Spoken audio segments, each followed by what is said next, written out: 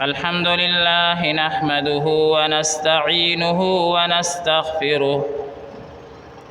ونستغفره ونعوذ بالله من شرور أنفسنا ومن سيئات أعمالنا. من يهده الله فلا مضل له ومن يضلله فلا هادي له. ونشهد أن لا إله إلا الله وحده لا شريك له. ونشهد أن محمدًا عبده ورسوله. أما بعد فأعوذ بالله من الشيطان الرجيم. بسم الله الرحمن الرحيم. ولو أن أهل القرى آمنوا واتقوا لفتحنا عليهم بركات من السماء والأرض. اللهم صل على محمد وعلى آل محمد كما صليت على إبراهيم وعلى آل إبراهيم إنك حميد مجيد. اللهم بارك على محمد وعلى آل محمد كما باركت على إبراهيم وعلى آل إبراهيم إنك حميد مجيد. زما عزت مندو څنګه چې تاسو ته معلومه ده چې دا کومه میاشت شروع شوې ده د اګست، نو په دې کې عام طور سره د پاکستان د ازادۍ متعلق ذکر او خبرې هغه کی. نو د دې وجه نه د ازادۍ قدر او قیمت او د پاکستان د ازادۍ متعلق ذکر دا بنن جمعه کې هغه ذکر شي. ازادي دا د هر سیس په فطرت او طبیعت کې پرته ده. هر سیس هغه فطری طور سره او پیدایشي طور سره ازادي غواړي. تر دې پورې چې مونږ او تاسو غیر چاپیر نظر وکړو نو څومره حیوانات چې دي هغه هم ازادي غواړي. دا مرغۍ چې خلک بندي کی په پنجرو کې او کورونه کې ساتي نو دا هم ازادي غواړي. دیم خفوي او چې کولاو شي نو بیا خوشاله شي. دغه شان د څومره حیوانات چې دي زناور، غوا، ګډه، بیزه، میخه وغیرہ دا ټول چې کم دینو لګیا دي او ازادي غواړي. تر دې پورې چې جمادات چې کوم سيزونه کې سانشتا هغه هم ازادي غواړي. یو بوته سوچو کوي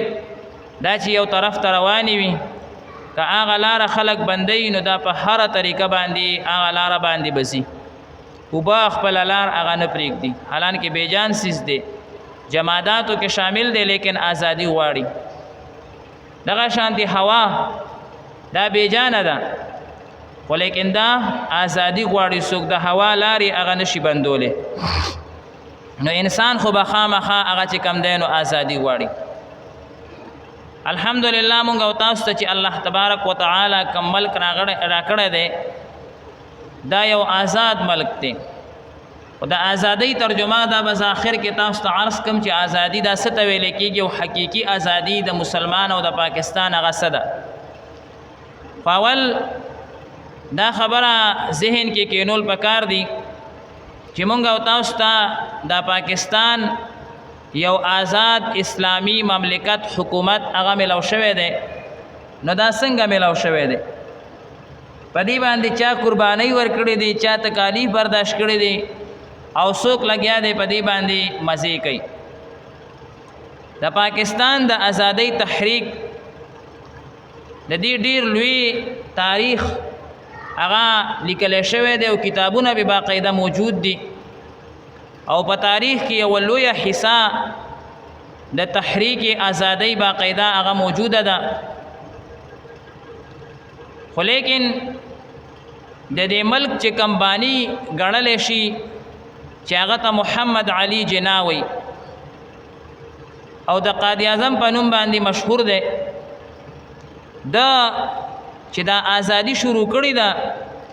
او دا تحریک شروع کړی دی، نو په دې کې د سره د هندوستان هغه علماء کرام چې هغه علماء کرام په مخ د ځمکه باندې نه وو، هغه علماء کرام چې هغه په عربو کې هم باقاعده خلکو منلی دي او په ټوله دنیا کې که ایشیا دی او که یورپ ته تمام ملکونو کې هغه خلکو منلی علماو هغه د محمد علي جناح سره ملګری و. باقاعده دا محمد علي جناح په خپل باندې په تاریخ کې دا قول موجود دی کا شبیر احمد عثماني او مولانا اشرف علي تانوي رحمهم الله کدا دواړه وای ما سره نه وینو پاکستان باندې جوړېدو او دې دواړو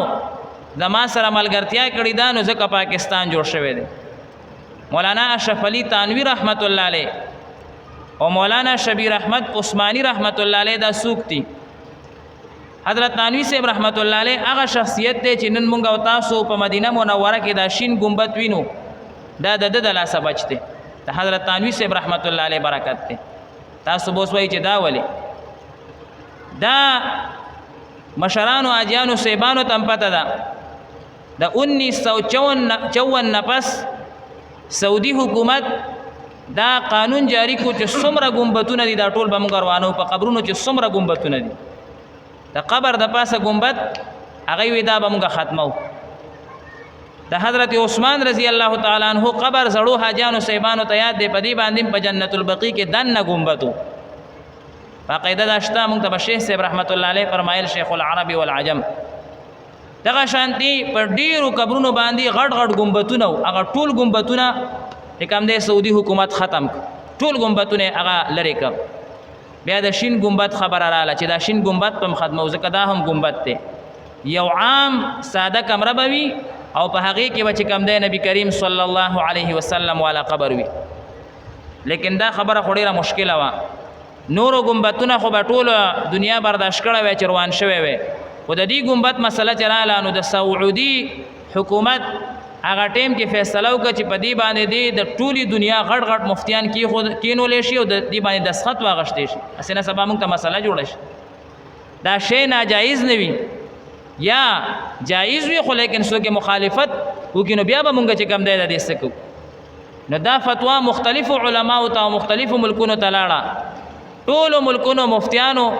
دا فتوا ورکړه چې په قبر ګمبد جوړول ناجایز دي او دا ګمبد په جوړ شوی دا ختمول پکار دي. آخر کې هندوستان ته راغله دارالعلوم دیوبند ته. مولانا اشرف علي تانوي صاحب رحمت الله علیه د دارالعلوم دیوبند سرپرستو، هغه ته دا استفتاء او سوال پیش شو چې شین ګمبد د نبی کریم صلی الله علیه وسلم په قبر مبارک چې جوړ دی دا د ختمېدو متعلق سره آیا ده. تانوي صاحب 3 ورځې ماته مهلت راکړي، 3 ورځې په دې باندې سوچ کوم. 3 ورځې پس حضرت تانوي صاحب رحمت الله علیه یو مفصل جواب ولیکل او په هغې کې ولیکل په آخر کې چې شین ګمبد د نبی کریم صلی الله علیه وسلم د قبر نه روانول دا حرام دي، حرام دي. او د هغې وجه یې ولیکله چې په قبر ګمبد جوړول په قبر چت جوړول دا حرام او ناجایز دي، او یو کس په قبر کې په یو ګمبد کې دنه مخکې یو ګمبد یا یو کوټه یو چت وي او په هغې کې دنه دفن شي نو دا خو په د پاسه نه دی جوړ شوی دی، د مخکې نه چت جوړ دی او دی پکې صرف دفن شوی. د نبی کریم صلی الله علیه وسلم په قبر مبارک باندې خو دا ګمبد جوړ شوی نه دی، دا چت جوړ شوی نه دی، بلکې دا خو د عایشې رضی الله تعالی عنها کمره وه او په هغه کمره کې دنه هغې دفن شوي دي. وروستو نه خو پې نه دی جوړ شوی چې قبر جوړ شو د پاسه پې بیا کمره جوړه شو بیا پې ګمبد جوړ شو. اوس که تاسو دا روانوئ نو دا کمره نبی کریم صلی الله علیه وسلم په خپلو لاسو جوړه کړې وه عایشې رضی الله تعالی عنها ته. تاسو د نبی علیه صلات وسلام د لاس جوړه شوي کمره روانوئ نو دا حرام ځکه دي چې تاسو موږ د الله بار بار بوزي. د باب السلام نه چې کله را نوځئ یو پرناله تر اوسه پورې لګېدلې ده، یو پرناله تر اوسه لګېدلې ده او دا پرناله حضرت عمر رضی الله تعالی عنہ خپل دور خلافت کې لري کړی و د دې پرنالي اوبه مسجد نبوي ته دن راتلی عمر رضی الله تعالی عنہ وی دا پرناله لري کوي د دې اوبه مسجد نبوي ته دن راځي د باران کله چې عبد الله ابن مسعود رضی الله تعالی عنہ رالو وی دا پرناله چا لري کړی دا نو حضرت عمر سے بھی دا مال لري کړی دا وی جی خدي کړی دی خدا پرناله نبی علیہ السلام لګولی و نو حضرت عمر رضی الله تعالی عنہ په خپل لاس باندې وخطا او هغه پرناله ولګولا او هغه سره باقاعده یو خط ولیکلو چې تر قیامت به دا پرناله لګیدلی وي نه هغه پرناله لګیدلی نو تاسو خو خدا کله نبی علیہ الصلوۃ والسلام د لاس مبارک کوټه روانوي روانه کوي ټول علماء کرام حیران پاتې شو دغه اشرف علي تانوي صاحب رحمت الله علیه دی او د برکت ته چې تاسو نن مونږه د شین ګمبد وینو په دې باندې د سترګې د انسان یخیږي دا اشرف علي تانوي صاحب رحمت الله علیه دی قائد اعظم محمد علي جناح وی که دغه تانوي صاحب ما سره نه وینو پاکستان به نو جوړ شوی دغه برکت دغه ټول دنیا مخالف وا چې ولی ملکونه بیالو او ولی چې کم دانو داسې کو ولی داسې کو لیکن حضرت مولانا اشرف علي تانوي صاحب رحمت الله علیه قائد اعظم سره مرګره شو نو د پاکستان د ازادي چې راغلی ده او د پاکستان د وجود چې راغلی دی دا صرف په دې باندې نه دی راغلی چې خوبونه لیدلی شوي دي او تصورات شوي دي دې دپاره علماو قرباني ورکړي دې دپاره عوامو قرباني ورکړي دې دپاره ځوانانو بوډاګانو ښځو او هر چا باقاعده قرباني ورکړي حضرت مولانا قاضي انوار الدین صاحب چې د اکوړي مشهور قاضي هغه به فرمایل وی زنانو به باقاعده کالی خرڅول چې دا مجاهدینو ته په دې باندې اسلحه والی چې دا ملک آزاد شي لس لکه کسان د پاکستان د ازادۍ په وخت کې هغه چې کم دی نو څه زخمیان شوي او ښه شهیدان شوي دي د پېښور نه واخله تر دیلي پورې یو ونه داسې نه وه چې هغې سره یو لاش نو ځوړند لاشونه یې ورسره باقاعده ځوړند کړو انګریزانو دا ځای پرېښودل څه آسان کار خو نه لیکن دا ملک الله تبارک وتعالی مونږ ته دومره غټې قربانۍ سره راکو مولانا شاه عبدالغني بولپوری صاحب رحمت الله علیه چې دا د مولانا شاه ولی الله صاحب رحمت الله علیه په نوسو کې راځي هغه به وی د تهجد په ټیم کې به ما جړل چې خدای ما د مونږ د هندوانو او د انګریزانو د غلامۍ نه خلاص بیا الله تبارک وتعالى د هغه غلامۍ نه وی مون خلاص کو نو کله چې دی لاهور ته تشریف راوړو د هندوستان نه او دا تقسیم شو پاکستان بیل شو هندوستان بیل شو نو حضرت مولانا عبدالغنی سے فرمایل چې په لاهور ته وای چې لاهور ته وای زرالم او ما اسمان ته وکته باقاعده د کلمې طیبې نور ما تخکار شو دا ملک الله تبارک وتعالى په کلمه طیبه باندې آزاد کړی دی دا مونږ چې نن کومه ناره وایو چې پاکستان کې معنی کیا لا اله الا الله دا ناره او دا جمله دا علامه اقبال جوړه کړې ده چې پاکستان کې معنی کیا لا اله الا الله دې کې به لا اله الا الله خبرې وي پاکستان الله تبارک وتعالى موږ ته یو عظیم نعمت را کړی د دې قدر پکار دی الله تبارک وتعالى قرآن مجید کې فرمایي ضرب الله مثلا قرية كانت آمنة مطمئنة يأتيها رزقها رغدا من كل شيء الله تعالی د یو کلی ذکر کوي علما فرمایي دي مکه مکرمه مراد ده خو الفاظ ته اعتبار نه دي هر کله ته مراد کیږي الله تعالی فرمایي یو کلی واقعا ووري ای مطمئنو د هر طرف نه وته رزق راتلو د الله تعالی د انعامات په بارانو خو لیکن کله چې د رسول الله مبارک صلی الله علیه وسلم مخالفت کو نو فاذاقهم لباس الجوع والخوف الله تعالی وی ام پیر راوستا او هم رزق کم شو نو که پاکستان خلق اغا د نبی کریم صلی الله علیه وسلم مبارک سنت پر ژوند کې راولي دلته به امن امر شي دلته به رزق کم فراخ شي ومونږ نن ازادي څه ته وایو ازادي زمونږه معنا دا ده چې بس دی کې چې کم دی نو د الله تعالی خنا فرمانی وکړو نعوذ بالله من ذلک ما تاسو ته بل ورځم عرض کو چې په کراچۍ کې دا صرف د یو وزیر خبره ده په کراچۍ کې یو وزیر د جشن ازادۍ د 14 اگست د شپې د پاره یو ډمر غواړي لګیا دی 80 لک روپۍ د غي شپې قیمت یا 80 لک روپۍ باندې بدا غډا کوي صرف دا د یو وزیر حالت دی او د پاکستان 200 چې کم دی نو ایم ان ای ګاندي او ورسره ایم پی ای ګاندي او ورسره چې کم دی نو نور په د 14 اگست باندې با کومه نافرمانی دا سوي چا وپاتې شي هر نافرمانی به د الله تعالی کې پکار دا چې د 14 اگست په شپه باندې خو دې ټولو خلکو تهجد کړی وي الله دې جړلې وي چې الله شکر دې تا مونږ ته یو آزاد ملک راکو ازادي څومره لوی نعمت دی نن چې دا مونږ په دې پاکستان کې آزاد ګرځو کم خوازو اخواتلی شو کم مسجد ته ځو هلته تلی شو کمه مدرسه کولاوو باقاعده کولاولی شو د دین څه کار کوو د دنیا څه کار کوو په ازادۍ سره کوو زه ته یو بل ملک ته خو لاړ شه او هلته په ازادۍ سره دومره سعودي عرب دا چې کوم دی نو د اسلام مرکز دی حرمین شریفین پکې دي د ازادۍ سره خو ګرځه خپل ملک کې هغوی په ازادۍ سره نشي ګرځېدی هر څیز به باقاعده د هغوی د ریکارډ د لاندې وي او ستا ملک کې الحمدلله په زرګونو مدارس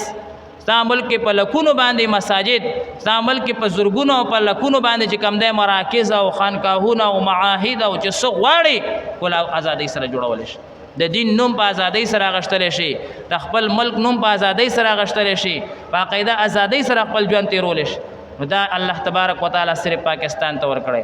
د کلمې طیبې په بنیاد باندې چې ملک جوړ شوی دی په دنیا کې اولنی ملک هغه پاکستان دی کلمې طیبې په اساس او په بنیاد جوړ شوی ملک هغه صرف پاکستان دی الله تبارک وتعالی پاکستان ته دا شرف او عزت هغه نصیب فرمایلی دی اوس د ازادۍ معنا څه ده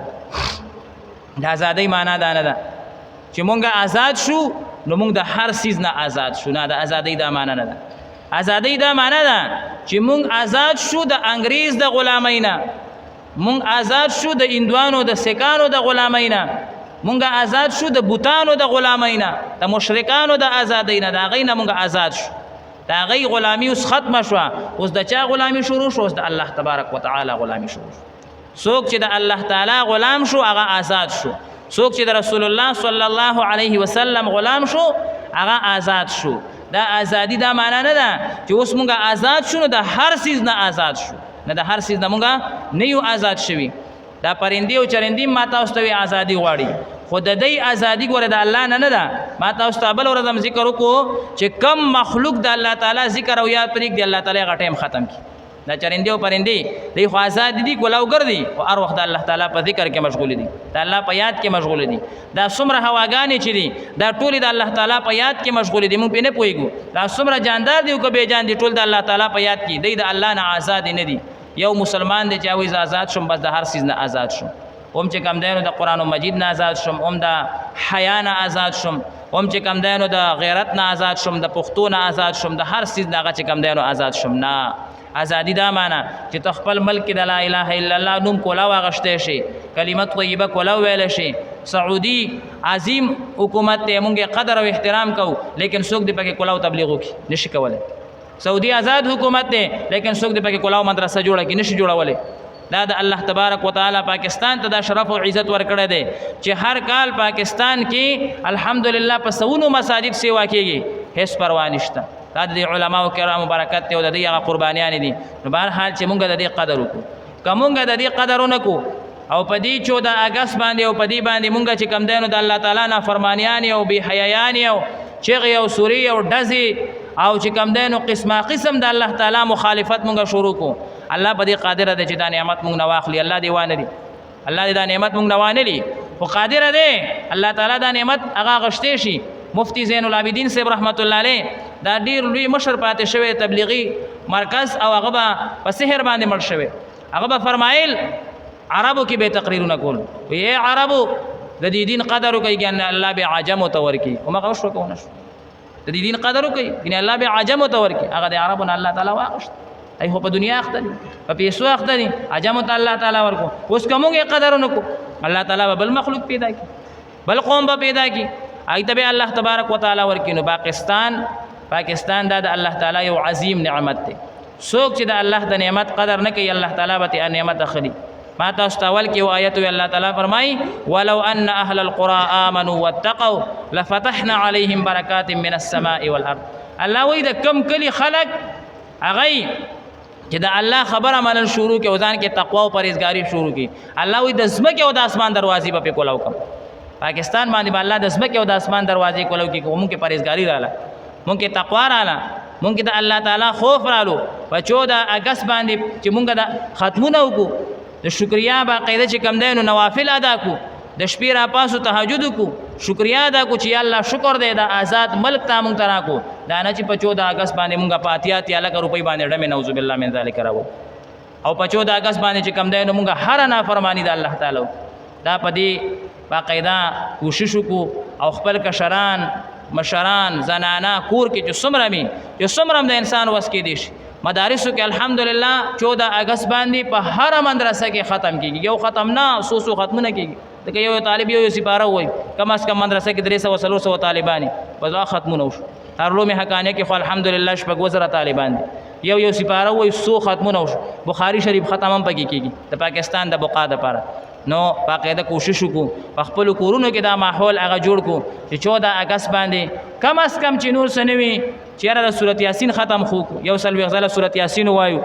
او چې کوم د مساجدو کې باقاعده ختمونه وکړو او دا خوشحالي وکړو چې یا الله شکر دې تا موږ ته دا نعمت راکړی دا نه چې په 14 اگست باندې موږ د الله تعالی نه فرمانیان وکړو او چې کوم د نو ډزې شروع کو او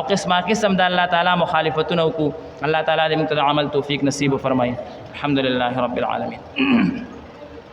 والعاقبة للمتقين والصلاة والسلام على أشرف رسله